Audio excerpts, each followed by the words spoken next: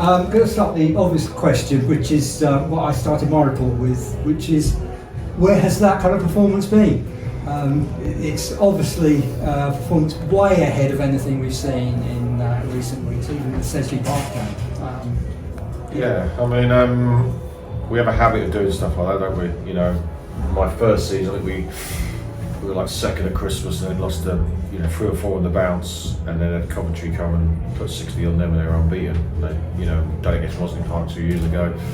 I mean, look, all week I just kind of talked about that we had to have a go at them. Like I watched probably 4 or 5 games with Chinnor, and except for say Moseley, every other team seemed to just accept they were going to go there or they were going to come to it and just lose, and just went through the motions. And Chinnor were a big physical team, big physical pack.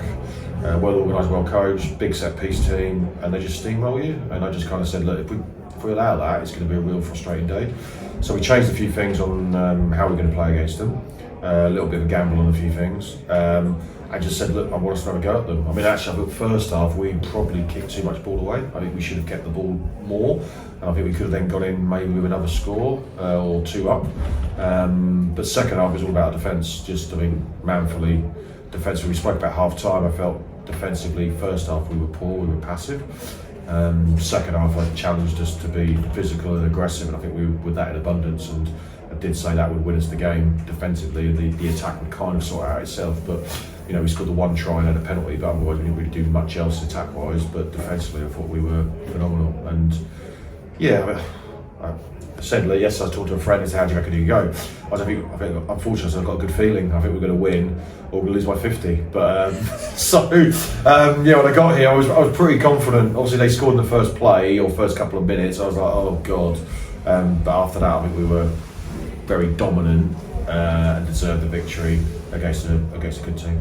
I was going to mention that early triumph that they scored because those 2 games you mentioned, Rosslyn Park and Coventry, I remember Blackheath had blistering starts in those games, really shocked the opposition. But this time, going behind early, that showed good commitment. Yeah, we've talked about composure. We've talked about not like winning the little battles within the war, which is obviously your 80 minutes. And obviously, as we're talking about the last few weeks, is that you've got 8 battles. You don't have to win every battle. So obviously, even if we concede early or concede in that 10-minute block, there's the ability to come back into it or win the next block, and that's what we kind of focused on. So, those messages are going on, and maybe therefore we're a little bit more ignoring the scoreboard to an extent and controlling what we could control for that 10-minute period, whether we draw that 10 minutes, win that 10 minutes or lose it. Like last week, for example, I think we only won 2 10-minute battles, they won 2, but obviously we scored more points in our period. This week we won 3 10-minute battles, they've won 1, and in the end it's given us the result. So I think there probably is a more clarity maybe as a group, so they're not panicking and having to think they've got to force things. So I'm really happy with the result.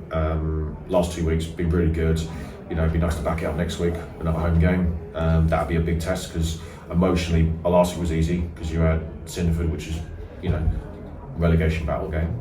This week you're playing top of the table and no one expects you to get anything, so it's a free hit, or as we used it like a baseball analogy, like home run, go for a home run as many as we can. Next week will be a test because we're back at home, we've had 2 good wins, so there's going to be more pressure than we're expected. Even though Plymouth are up 3rd, we're expected to maybe get a result at home. So that'll be the test next week, and I'm looking forward to that already, to see where we're at.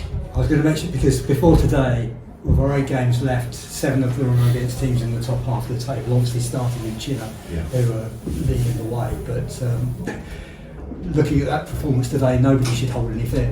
No team should hold any fear. For us, it's all about consistency, mentally being on it every week. And I know it's difficult to do that as a part-time rugby player, because you've got other things in your life. You've got your family, you've got your full-time job.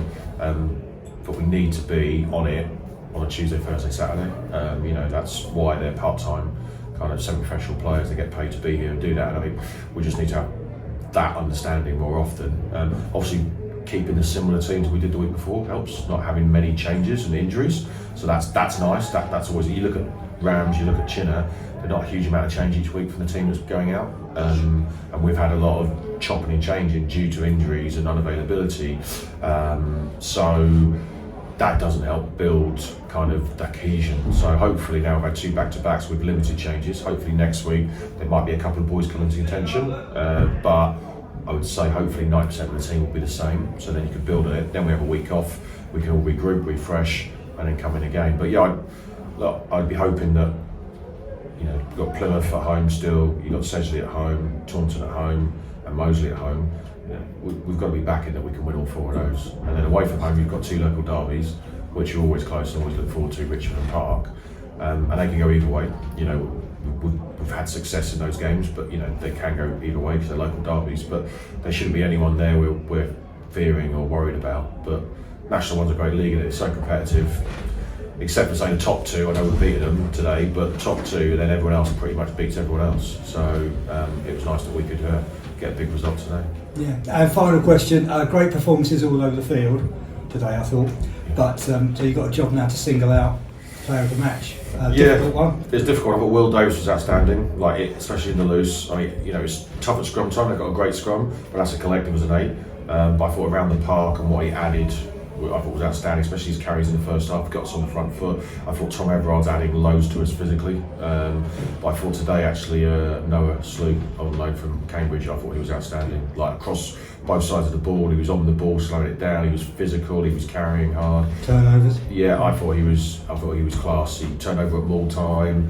I thought he was an outstanding player today. So he would get my man of the match. So he's gonna have to.